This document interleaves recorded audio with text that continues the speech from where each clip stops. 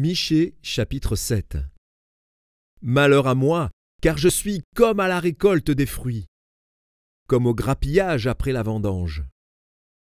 Il n'y a point de grappe à manger, point de ces primeurs que mon âme désire. L'homme de bien a disparu du pays, et il n'y a plus de juste parmi les hommes. Ils sont tous en embuscade pour verser le sang.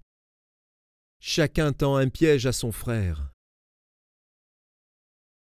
Leurs mains sont habiles à faire le mal.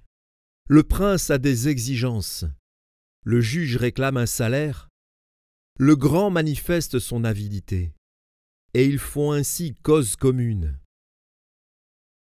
Le meilleur d'entre eux est comme une ronce. Le plus droit pire qu'un buisson d'épines. Le jour annoncé par tes prophètes, ton châtiment approche. C'est alors qu'ils seront dans la confusion. Ne crois pas à un ami, ne te fie pas à un intime. Devant celle qui repose sur ton sein, garde les portes de ta bouche.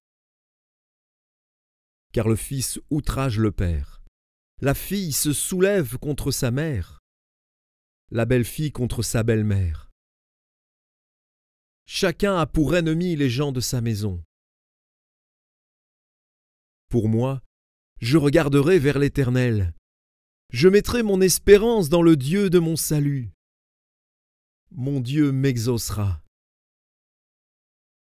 Ne te réjouis pas à mon sujet, mon ennemi, car si je suis tombé, je me relèverai.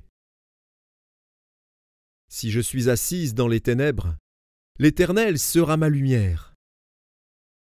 Je supporterai la colère de l'Éternel, puisque j'ai péché contre lui, jusqu'à ce qu'il défende ma cause et me fasse droit.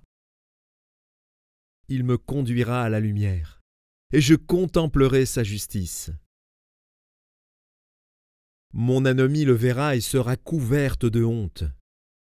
Elle qui me disait, « Où est l'Éternel, ton Dieu ?» Mes yeux se réjouiront à sa vue. Alors elle sera foulée aux pieds comme la boue des rues. Le jour où l'on rebâtira tes murs, ce jour-là tes limites seront reculées.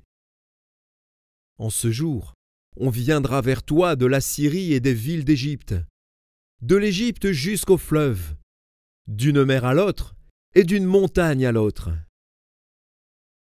Le pays sera dévasté à cause de ses habitants, à cause du fruit de leurs œuvres.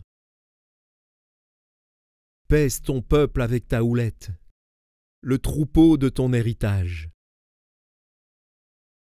Le troupeau de ton héritage, qui habite solitaire dans la forêt au milieu du Carmel. Qu'il paisse sur le Basan et en Galaad, comme un jour d'autrefois. Comme au jour où tu sortis du pays d'Égypte, je te ferai voir des prodiges.